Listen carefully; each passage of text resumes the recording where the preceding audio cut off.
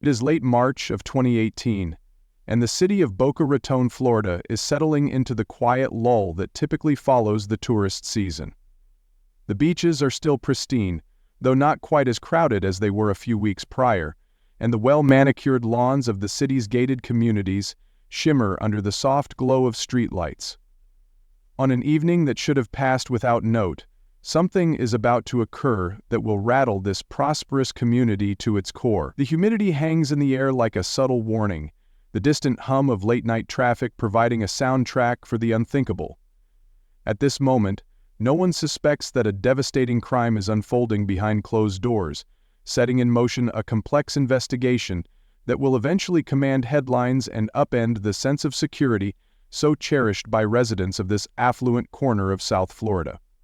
They had stolen away children from their home. Estimates of the value of baby DNA samples were drawn from the witness statements. Just before midnight on March 28, 2018, a call will eventually lead detectives to a secluded property not far from some of Boca Raton's most coveted homes. Here, under the faint glow of the moon, they will discover traces of a crime that defies easy explanation. The victim, an older man known for his jovial demeanor and semi-retired lifestyle, will leave behind a jarring absence in the lives of those who knew him. The suspect, far from a stranger, will present investigators and a watching public with a puzzle wrapped in layers of family history, personal ambition, and unresolved tension. This case will not be solved easily. There will be missing hours, conflicting statements, perplexing forensic evidence, and a truth that refuses to surface without painstaking effort. And once the truth does emerge, it will challenge residents and investigators alike to confront unsettling questions about trust, family bonds, and the capacity for violence within the most familiar of relationships. The discovery of the crime takes place on March 29, 2018, under conditions that contrast starkly with the horror uncovered. Around 7:30 a.m., the temperature hovers in the low 70s, a light breeze rolling in from the Atlantic, as the sun begins its slow golden ascent. A neighbor, out for a brisk walk, notices something amiss at a nearby property. This home, usually quiet, bears a strange silence, and the neighbor senses a kind of stillness that doesn't feel right. Drapes that are normally open to let in the Florida sunshine remain tightly drawn. A vehicle that should have left long ago sits unmoved in the driveway. The neighbor makes a concerned phone call, not quite sure if it's an emergency but uneasy enough to reach out. The 911 operator, aware that small details can matter, instructs a patrol car to do a wellness check. The first officers arrive shortly after 8 a.m. They circle the perimeter, look for signs of forced entry, and call out loudly before stepping inside. Within minutes, they know something is wrong. No immediate violence meets their eyes, no broken glass, no blood visible from their vantage point. But the quiet interior and absence of a particular resident, an elderly father who should have been at home, strike them as odd. They secure the scene, blocking off the driveway with police tape. Another patrol car and a supervisor follow. Minutes stretch into an hour, and with each passing moment, a dark intuition grows among the responders. Someone is missing, and the reason is likely dire. In the hours that follow, concerned friends and distant relatives trickle toward the scene, each with snippets of information. One neighbor recalls seeing the older man, known for his morning walks, absent from his usual route for several days. Another notes that his car hasn't moved. A friend of the family is uncertain when she last saw him. Was it Tuesday afternoon or Wednesday morning? Confusion swirls. The police dispatch detectives and crime scene technicians begin documenting every inch of the property. Boca Raton, a city lauded for its safety and peaceful neighborhoods, now finds itself host to something it rarely experiences: a suspected crime that could easily become a citywide mystery.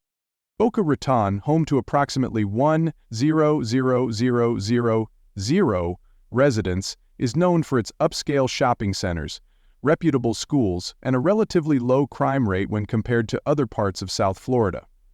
In the preceding months, there had been no major incidents that rattled the community. No high-profile murders or robberies that dominated headlines. The local economy had been stable, bolstered by a steady inflow of tourism dollars and a strong real estate market. Culturally, the city prides itself on its arts festivals, community theater productions, and charity galas that underscore a sense of civic pride. Historically, violent crime in Boca Raton has been relatively low, and the occasional home burglary or vehicle theft rarely escalates into something more sinister. This environment makes the sudden disappearance of a longtime resident all the more alarming. Neighbors are not accustomed to seeing police tape in their yards or teams of investigators combing through evidence by daylight. In the days leading up to this investigation, the city was preparing for the shifting season. Snowbirds heading back north, locals settling into routines, and businesses looking forward to the quieter summer months ahead. News of a missing resident would ripple through the community, igniting conversations in cafes and clubhouse lounges. Most people do not know the victim personally, but they know someone who has met him, or at least seen him around. Rumors swirl, as they always do when the police show up unexpectedly. But this time, the rumors carry a weight that no one can quite explain. Soon, as more facts emerge, Boca Raton will come to understand just how extraordinary and troubling this case truly is. James "Skip" Scandirito Sr. was 74 years old at the time of his disappearance and subsequent death in late March 2018. He stood just over 5'10", with a lean build that hinted at decades of careful maintenance and a certain pride in his appearance. His face bore the hallmarks of a life spent both in professional environments and in the Florida sun. Laugh lines around the eyes, a faint tan year-round, and well-kept salt and pepper hair trimmed neatly above the ears. While not strikingly tall or broad, he carried himself with a confidence that suggested an educated mind and a man who had once held considerable influence in his community. Born in Detroit, Michigan, to a middle-class family, James Sr. spent his childhood in Grosse Pointe, an affluent suburb where his parents encouraged academic ambition. He graduated from a reputable law school in the Midwest, going on to practice law in Michigan for many years. Although he faced professional ups and downs, including a disbarment under contested circumstances, those who knew him described him as sharp-minded, persuasive, and quick with a joke. Even after his career took a downturn, he repositioned himself as a resourceful businessman, dabbling in various ventures and semi-retiring to Florida to enjoy a slower pace of life. By the time he settled in Boca Raton, James Sr. had navigated a life full of transitions, marriages that came and went, business opportunities pursued and sometimes lost, and a continuous effort to reinvent himself. In Florida, he found a comfortable home in a peaceful neighborhood, a place where he could wake up to sunshine, enjoy a few rounds of golf now and then, and spend time with his family. Although he was not wealthy in the same sense as the city's ultra-rich, he lived comfortably, valuing a life of moderate indulgences, a good bottle of wine, a well-prepared steak, and the satisfaction of knowing that after so many twists and turns, he had earned a measure of tranquility. James Sr. had graduated from a respected law school, possibly Wayne State or the University of Michigan, and had once established a thriving legal practice before circumstances led to the loss of his law license. Despite this career setback, he adapted, piecing together consulting work and small investments to maintain financial stability. He was proud of the resilience he had shown later in life. He would often regale neighbors with stories from his legal days, careful to omit the darker chapters, preferring to highlight the cases where he had made a positive difference. His personal pride stemmed less from what he owned and more from what he had survived. In recent years, James Sr. set a series of modest goals for himself. Spend more time outdoors, become a regular at the local library's speaker events, and travel occasionally to see old friends in Michigan or to take a short cruise to the Caribbean. He expressed a desire to maintain good health, focusing on simple routines, morning walks, a well-rounded diet, and occasional medical checkups. More than anything, he seemed content to enjoy the fruits of his past endeavors without the pressure of heavy professional commitments. He wanted to maintain financial stability, ensure that his immediate family felt supported, and cultivate friendships in his adopted community. In the last year of his life, James Sr. underwent some notable changes. He had cut back on social drinking, taken an interest in moderate exercise, and begun talking about writing down his memoirs, a project he never managed to start. He hinted at a desire for more meaningful family connections, possibly mending fences with those he had grown distant from. To the outside observer, he seemed like a man at peace, or at least on the way there. This calm exterior, however, would soon be revealed as fragile, once the truth of his fate came to light. James Sr. sustained various relationships, but none as complicated as the one with his son, James Jr. The father had other family members in Michigan, cousins, a sibling or two, but they were distant, connected mostly through holiday cards and the occasional phone call. James Sr.'s closest familial ties in Florida centered around his son, who had come to live in Boca Raton in recent years. This father-son relationship was marked by a mixture of affection and tension. While James Sr. had opened his home and offered guidance, there were whispers that financial strains and personal disappointments simmered beneath the surface. Outside of family, James Sr. had a circle of acquaintances, a group of golf buddies who met at the local courses, neighbors who shared small talk during evening walks, and a handful of friends from the old days in Michigan, who stayed in touch by phone and email. He was not known as a fixture on the social scene, but he was friendly enough, someone who would nod and offer a wave to those he recognized. He belonged to a fitness center where he attended low-impact classes twice a week, and he occasionally volunteered at a local charity event, though not regularly enough to be well known. Romantically, James Sr. was not deeply involved with anyone at the time of his death. If he had a romantic past in Florida, he kept it discreet. Professionally, he was semi-retired, doing the odd consultation but mostly enjoying his days. A LinkedIn profile, sparsely updated, listed him as a consultant in the legal advisory field, but he had few active clients. Social media was not his domain. He preferred face-to-face interaction or a good old-fashioned phone call. His daily routines were predictable: a morning walk shortly after sunrise, breakfast at home with a newspaper, and the occasional mid-morning coffee at a small cafe nearby. Afternoons might be spent reading, running errands, or chatting with neighbors by the mailbox. Evenings could involve a phone call to an old friend in Michigan or a simple dinner at home. None of this suggested a man living on the edge or expecting danger around the corner. In the final days before his disappearance, James Sr. followed these routines fairly consistently. In the last 48 hours, he was seen at a local grocery store, purchasing fresh produce and a bottle of his favorite wine. Security cameras at the store confirm his presence and show him chatting amiably with the cashier. He exchanged brief words with a neighbor on the morning of March 27, 2018, mentioning that he was looking forward to a quiet week. On March 28, he made a phone call to an old friend in Detroit, a conversation lasting about 15 minutes. The friend later recalled that James Sr. sounded normal if a bit preoccupied. He did not mention travel plans, conflicts, or fears. That afternoon, he withdrew a small sum of cash from a nearby ATM, captured on surveillance video wearing a light polo shirt and khaki pants. That may have been his last known public appearance. No unusual credit card transactions were flagged after that, and his phone records showed no frantic calls. In fact, the phone calls ceased altogether by the evening of March 28. He made no posts on social media, he rarely did, and no one reported any strange behavior that day. His final known communications appear routine: a short conversation about the weather and a call to an old friend. Stodware really had any problem living with his parents until this car accident, leaving him with custody of the car himself. Stod went missing on March 28. He rarely did, and no one reported any strange behavior that day. He rarely did, and no one reported any strange behavior that day. Nothing to suggest imminent danger.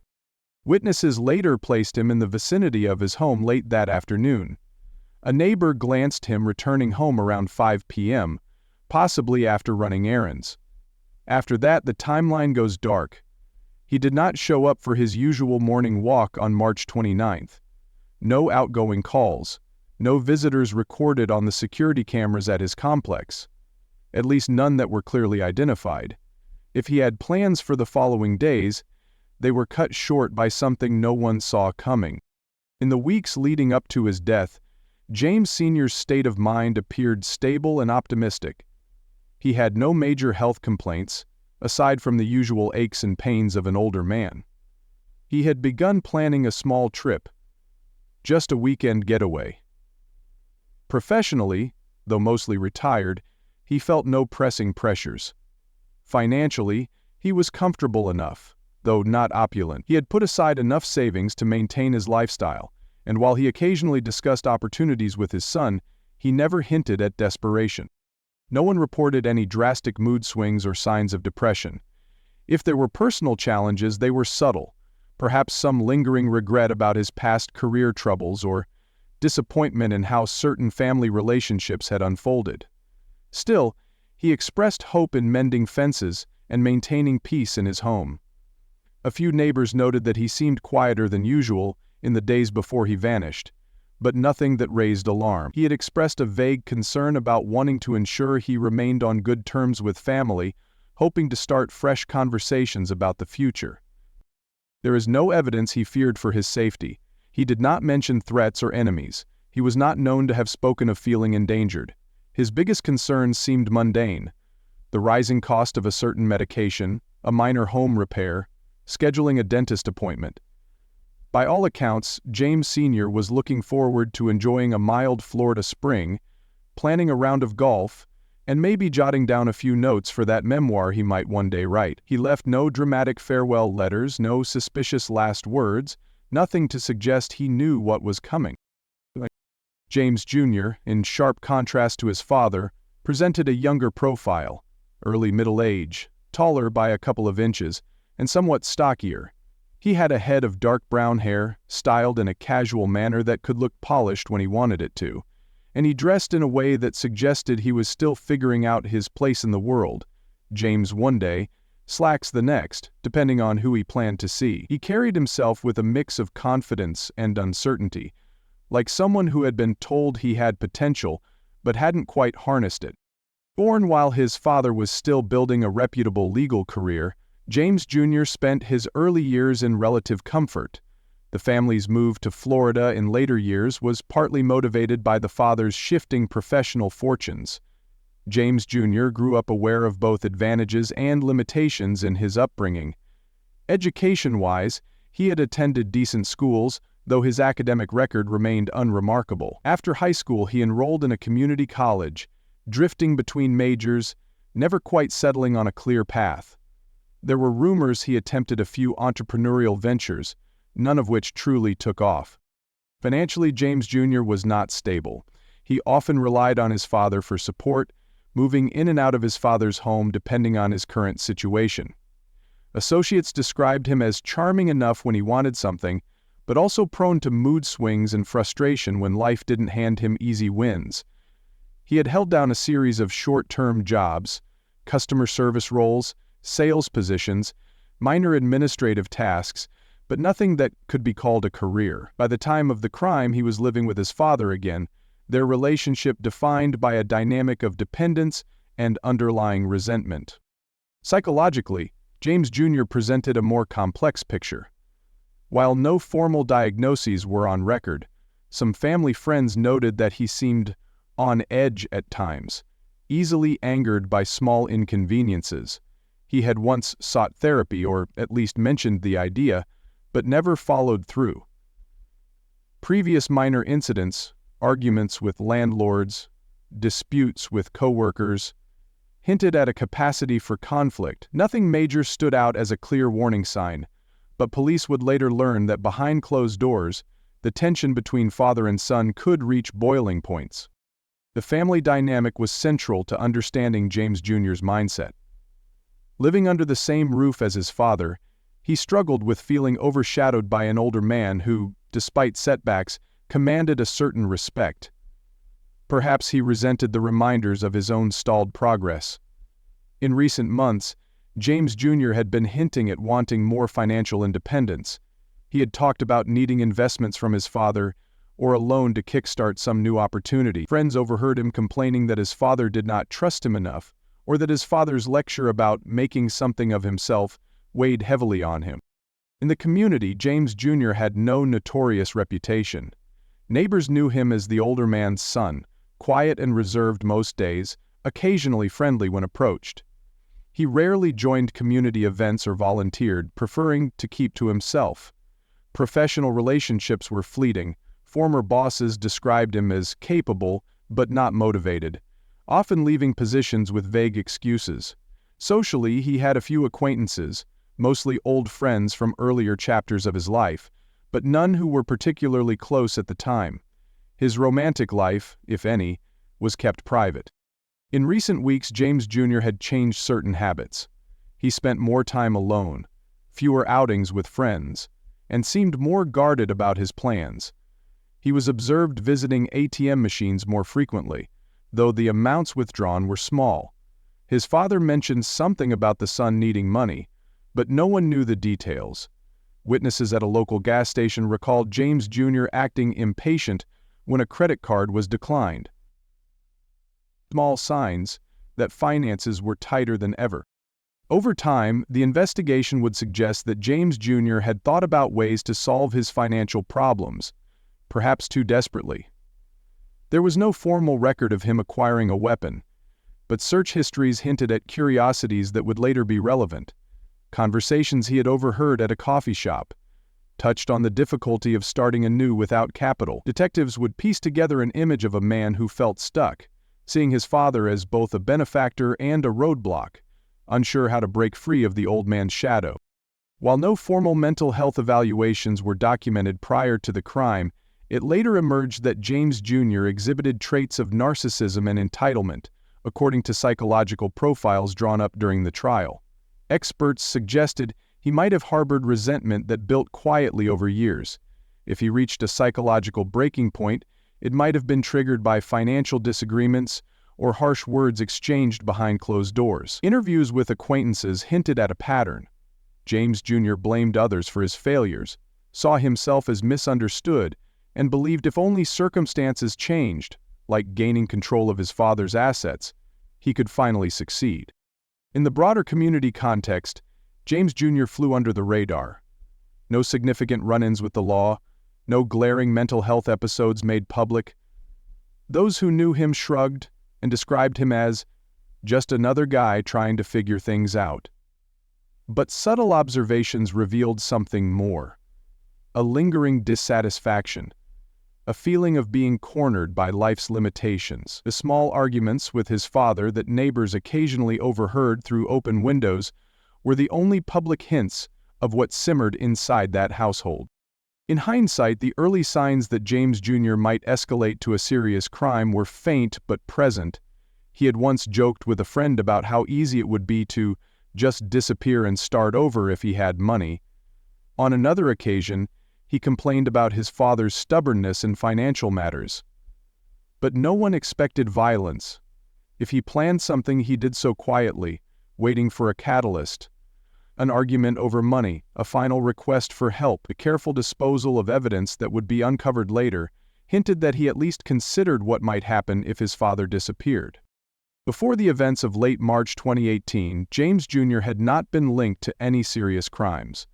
The worst on his record might have been a traffic ticket or a minor dispute with a landlord. No one could imagine him orchestrating something as cold and calculated as a disappearance. Yet the investigators would later find computer searches suggesting he had looked into how to handle a body after death, ways to cover tracks, how to move money without raising suspicion, several of which saw users whose bodies were found by workers after death losses. These digital breadcrumbs painted a picture of a man preparing for a crime he would try to pass off as natural or accidental.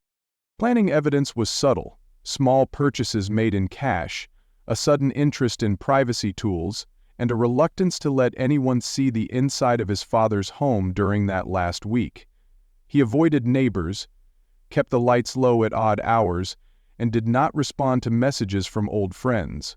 If someone had been watching closely, they might have noticed a man gearing up for something dire.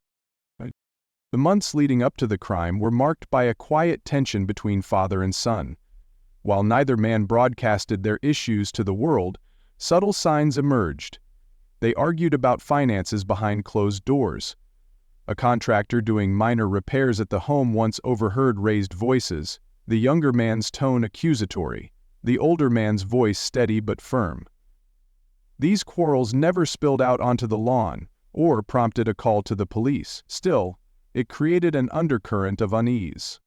In February 2018, James Jr. began to display erratic financial behavior. He attempted to open a credit line in his father's name, but was turned down due to verification issues. He then started making unusual inquiries at local banks, asking how to access funds from a deceased relative's estate. While no one could point to wrongdoing at the time, the pattern now appears as a prelude to something more sinister. At night, James Jr. could sometimes be seen circling the block in his car, parking in unusual spots, as though scouting for places to dispose of something. He also purchased large plastic containers from a hardware store, an item he explained as being needed for storage. He conducted internet searches on topics related to body decomposition and for ways to remove traces of DNA. He cleared his browser history frequently, took pains to cover his tracks online. As March approached, James Jr. became more withdrawn. He avoided calls from a cousin he used to speak with regularly. He stopped showing up at a part-time gig he had taken at a local marketing firm, claiming personal issues. He grew shorter in conversation, offering curt answers even to neighbors who greeted him by the mailbox. Meanwhile, his father continued his routines, seemingly unaware of any imminent threat. In the days leading up to March 28th, James Jr. made small but telling moves. He deposited a strangely large amount of cash into his personal account, money he claimed was lent by a distant friend. He also sold a piece of personal property at a pawn shop for quick cash. This buildup of funds suggested preparation, though for what was unclear at the time. The immediate catalyst may have come from a conversation that took place on the evening of March 28. The father and son were home alone, and witnesses later speculated that James Jr. asked again for a significant sum of money. His father may have refused, lecturing him on responsibility. This exchange, investigators later theorized, could have been the spark that lit a long-accumulating fuse of resentment. Another trigger could have been the realization that James Sr., healthy for his age and in control of his finances, would not be leaving James Jr. an inheritance anytime soon. The son, facing ongoing financial difficulties, might have viewed the father's continued vitality as an obstacle. There is no direct evidence to confirm this line of thought, but as detectives later pieced together, the timing, the arguments, and the secretive preparations all pointed to a deliberate act. On March 28, the final evening James Sr. was seen alive, neighbors heard muffled voices, raised in the Scandirito home. Around 9 p.m., a neighbor stepping outside for a smoke thought he heard something like furniture being moved. No screams, no clear sign of a struggle, just unusual sounds that didn't fit the household's normal, quiet routine. CCTV from a nearby home captured James Jr. leaving in the late hours, driving slowly, headlights off until he reached the main road. This would later become a piece of the puzzle as investigators tried to reconstruct the timeline. 1. In the aftermath, James Jr. would claim that his father died suddenly and that he panicked, deciding to conceal the death. But the trigger events suggest a different narrative. A son who felt cornered, who saw one final refusal from his father as an unforgivable blow, prompting him to carry out a hastily planned but coldly executed plan. The tension, the financial desperation, and the last recorded interactions all point toward a crime born of frustration and greed. The exact location of the crime would prove critical to investigators. The father's body, or what remained of it, was found in a disused corner of an abandoned golf course near Boca Raton. This once frequented course, now overgrown in places, had become a quiet patch of green away from prying eyes. Its coordinates placed it just a few miles from the Scandirito residence, close enough for convenience, secluded enough to avoid immediate detection. The spot chosen suggested premeditation, someone who knew the area well and understood that late at night, no one would be wandering there. On the night of the crime, the weather was warm and humid, typical of South Florida in early spring. Visibility was decent, no heavy rain, just a thin cloud cover dimming the moonlight. The darkness offered cover, and the silence of the old golf course provided a chilling stage. Investigators later noted that the approach to the disposal site would require navigating narrow service roads, suggesting familiarity or careful scouting. The interior of the victim's home became a secondary crime scene.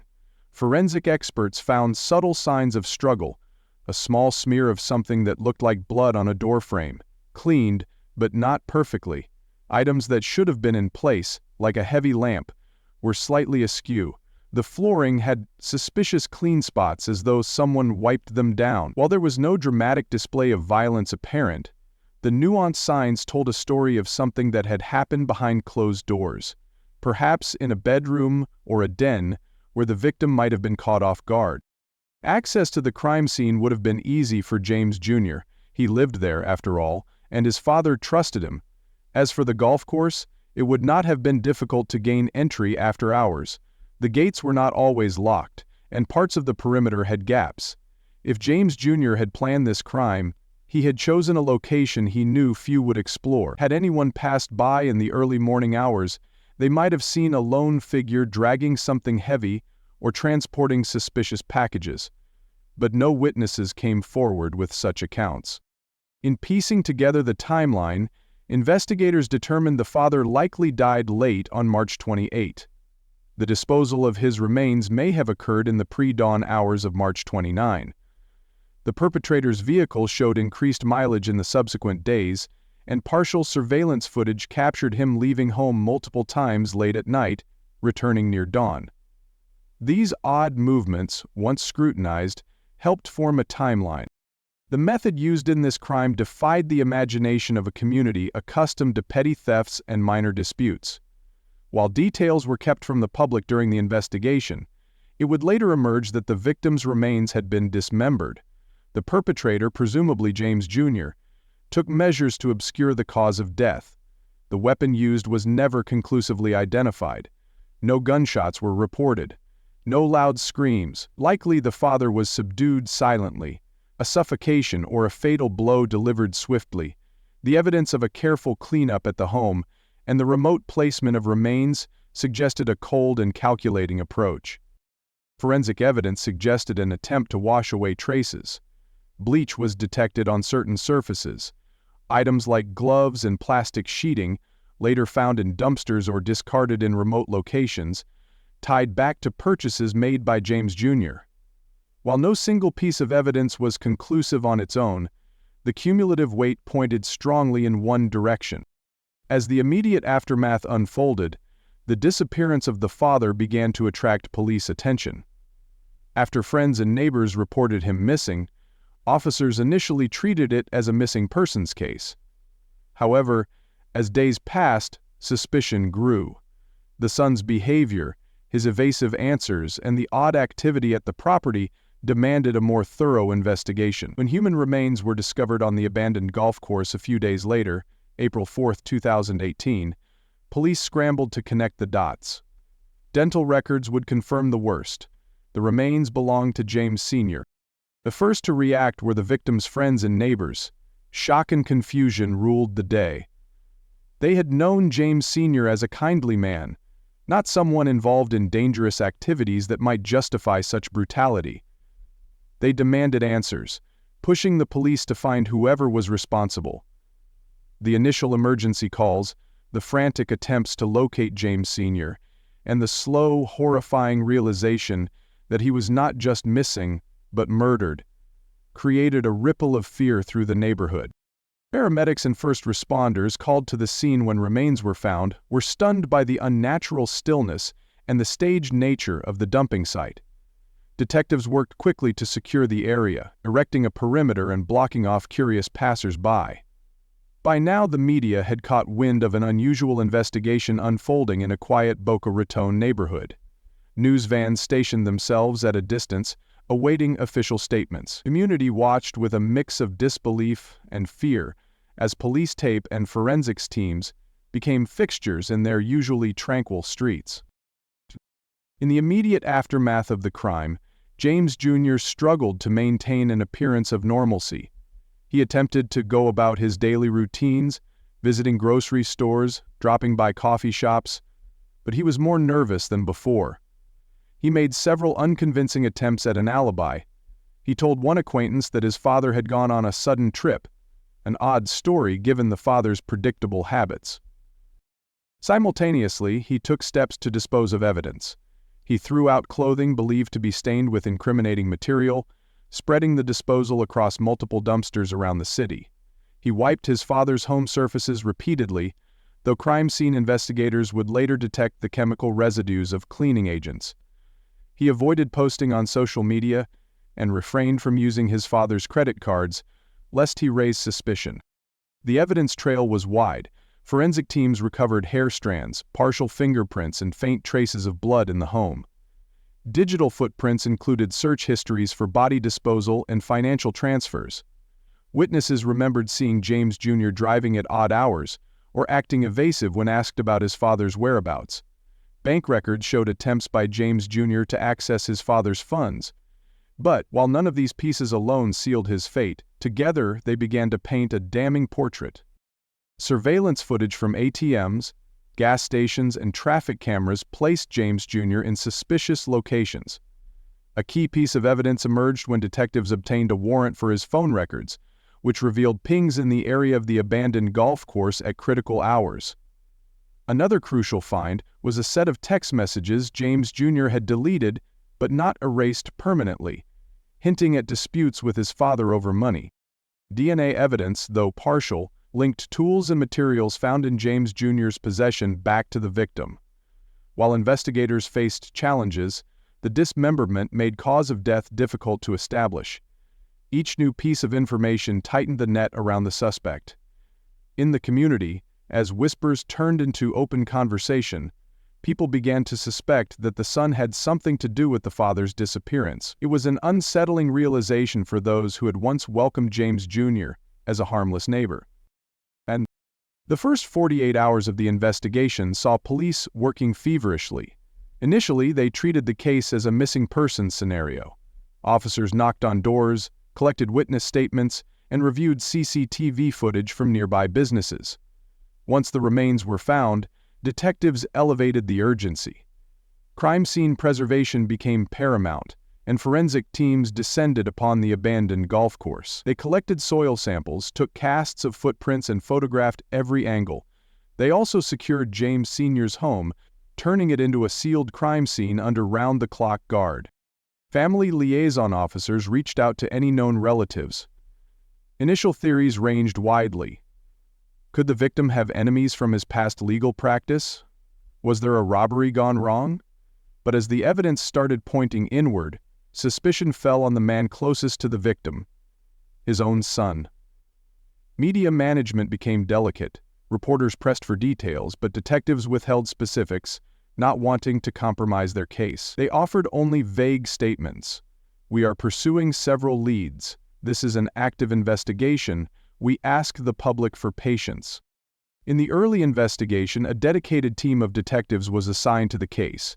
They strategized daily, dividing tasks among forensic analysis, digital footprint tracing, interviews, and surveillance of potential suspects.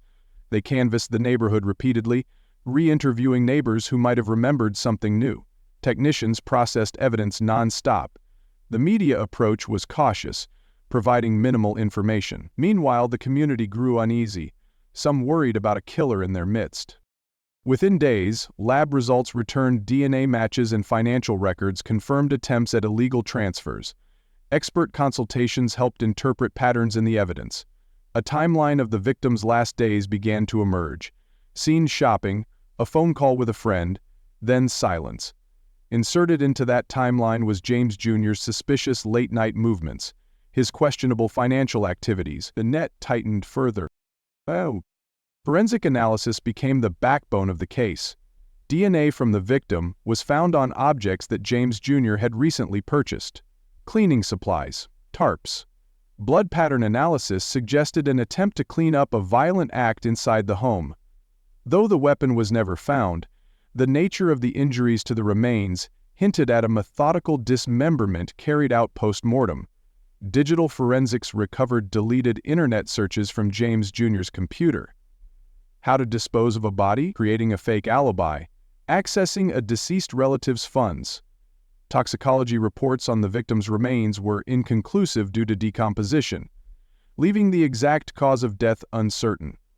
But the totality of forensic evidence painted a picture of careful planning and grim execution. Evidence processing faced technical challenges. The decomposition complicated identification of certain injuries. Chain of custody was strictly maintained as each piece of evidence moved from scene to lab. Expert pathologists worked tirelessly to provide a time frame for death, while forensic accountants untangled financial transactions. A breakthrough came when a small patch of fabric, found at the disposal site, matched a shirt known to belong to James Sr., and fibers from that fabric matched fibers found in James Jr.'s vehicle trunk. Step by step, the mosaic of evidence became more coherent. As weeks turned into months, the investigation advanced. Witness cooperation improved as people overcame initial fears. A neighbor who had been reluctant to speak now recalled hearing suspicious sounds on the night in question. Expert findings from forensic labs gave investigators new confidence. Technological tools, cell tower triangulation, facial recognition from CCTV supported the emerging narrative. James Jr. was at the right place at the right time to commit the crime. The suspect's motive became clearer: financial gain, resentment, frustration at dependence. With evidence piling up, detectives refined their strategy. They monitored James Jr.'s movements, waiting for a slip-up. They quietly interviewed his associates, gathering insight into his personality and recent behavior. Gradually, the case shifted from mere suspicion to near certainty. A critical breakthrough occurred when a friend of James Jr. came forward, admitting that James Jr. had confided vague but incriminating details, complaints about his father's stubbornness, hints that he might take matters into his own hands to solve his financial woes. This testimony, combined with the forensic trail, made the suspect's identification all but inevitable. Law enforcement now had motive, opportunity, and a web of physical and digital evidence linking James Jr. to his father's death. On a humid morning in early May 2018, police made their move. James Jr. was arrested outside a convenience store without incident. He was charged with the murder of his father and the unauthorized dismemberment and disposal of a body. The booking process was swift, and his legal representation scrambled to manage the fallout. Bail was initially denied, given the severity of the charges and the flight risk he posed. Media outlets finally obtained the suspect's name and details, and public reaction was swift and horrified. A family tragedy laid bare. As pretrial procedures began, attorneys on both sides reviewed the overwhelming evidence. Motions were filed to suppress certain searches, to challenge the admissibility of digital footprints, to question the handling of DNA. The jury selection process was fraught. Finding impartial jurors in a community shaken by such a crime proved difficult. Meanwhile, the victim's extended family arrived from Michigan, attending preliminary hearings with stoic faces. The defendant's legal team tried to craft a narrative. Perhaps the father had died accidentally, and the son panicked. They filed motions to limit certain gruesome evidence. The prosecution prepared expert witnesses, meticulously organizing timelines and forensic data. Media coverage remained intense, and the community braced for a trial that would test their understanding of justice and family loyalty. The trial began with the prosecution's opening statements, laying out a compelling narrative: a son driven by greed and frustration, who ended his father's life and then disposed of the remains to access funds and escape financial ruin. They presented evidence methodically: timeline charts, digital records, DNA analysis, forensic pathology findings. Witnesses took the stand to describe the father's last known moments, the son's suspicious behavior, and the strange attempts to create an alibi. Expert testimony from forensic scientists linked fibers, blood, and DNA, A financial expert traced the money trail. The prosecution highlighted the deleted internet searches as premeditation. They showcased the defendant's changed behavior as indicators of guilt. Closing arguments left little doubt in jurors' minds. The prosecution wanted them to see James Jr. as a cold, calculating killer. The defense countered by challenging the certainty of cause of death. They argued that the father could have died of natural causes. No direct evidence showed the exact cause. They portrayed James Jr. as panicked, making poor decisions after discovering his father's body. They questioned the reliability of digital evidence and argued that the financial motive was speculative. They presented character witnesses who described James Jr. as nonviolent, caring in his own way, and simply overwhelmed. Expert witnesses for the defense tried to cast doubt on forensic conclusions. They argued that contamination at the crime scene couldn't be ruled out. They questioned the accuracy of cell tower data. They asked jurors to consider reasonable doubt. If no one saw the murder and cause of death remained uncertain, could they be sure James Jr. committed murder rather than just hiding an accidental death? In closing statements, the prosecution reinforced the mosaic of evidence. Every piece, they argued, fit together too neatly to be coincidence.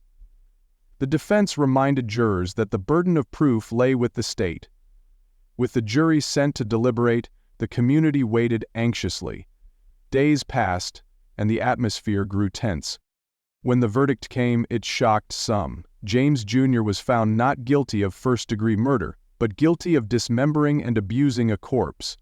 The jury had difficulty concluding beyond reasonable doubt that he intentionally killed his father. Perhaps the cause of death was unclear. Perhaps they believed he panicked after a sudden natural death. The community was stunned. The prosecution had presented a strong case, but the defense's doubt-raising strategies worked. The sentence for abuse of a corpse, though significant, would not bring the same closure as a murder conviction. In the immediate aftermath, the community struggled to process the verdict. Many believed justice had not been fully served. Some demanded policy changes, better ways to handle forensic ambiguity, clearer laws surrounding suspicious deaths. Memorial services for James Sr. were held at a local chapel, and neighbors lit candles in silent tribute to a man taken too soon. The media dissected the trial, discussing the complexities of forensic evidence and the weight of reasonable doubt. In response to public outcry, local authorities reevaluated their investigative methods. Training sessions were held to refine crime scene preservation. Community forums addressed concerns about safety and trust. If a crime like this could happen behind closed doors in a quiet neighborhood, what else might be going on? The victim's family faced emotional turmoil. They struggled with the partial sense of justice. While James Jr. was punished for body abuse, he would not serve the life sentence many felt he deserved. The family leaned on victim support groups, sought counseling, and considered lawsuits over the estate. Privacy became a key concern as media interest lingered. Financial and legal tangles remained, as James Sr.'s estate went into probate. Beyond the legal realm, the emotional scars would endure. Long-term, the case influenced how law enforcement approached similar cases. Additional funding went to forensic laboratories to improve turnaround times and accuracy. Investigators learned to broaden their search for cause-of-death clues, to consider psychological motives more carefully, and to better articulate the narrative for juries. Legal reforms at the state level included discussions on enhancing penalties for tampering with remains and clarifying definitions in homicide statutes. Scholars and legal experts cited this case in textbooks and seminars. It became a reference point for understanding the interplay of forensic evidence, digital footprints, family dynamics, and jury interpretation of reasonable doubt. Professors assigned it as a case study in criminal justice classes. Journalists wrote retrospectives, and true crime enthusiasts debated whether justice had been truly served. Over time, the story of James Sr. and James Jr. entered Boca Raton's local lore. People whispered about the father-son tragedy in the same breath as other infamous cases. For some, it led to personal reflection, the importance of recognizing warning signs in family conflicts, the need to address financial disputes openly and fairly, community leaders launched educational initiatives on estate planning, mental health, and conflict resolution within families. The idea was to prevent future tragedies by encouraging open communication and seeking help before resentments turned deadly. Wikipedia. Looking back, the case stands as a grim reminder that darkness can lurk even in well-tended communities. It underscores the complexity of criminal justice, where evidence can be overwhelming yet fail to secure a conviction on the most severe charge. It teaches us about the fragile bonds of family, how trust can fracture, and how desperation can override morality. End of section 2. As the years pass, the memory of the crime lingers in Boca Raton's collective consciousness. Families affected by the story slowly rebuild their lives. Legal professionals consider it a pivotal moment in their careers. Detectives use it as a benchmark for future investigations. And the public, though still unsettled, moves forward, reminding themselves that vigilance, compassion, and understanding might prevent the next tragedy. Don't forget to like and subscribe for more true crime stories. Feel free to leave your thoughts in the comments section below. How do you think justice should have been served? Have you seen other cases where a jury's decision surprised you? Let's discuss. And if this story interests you, you might want to look into similar family conflict cases that highlight how complicated and challenging homicide investigations can be.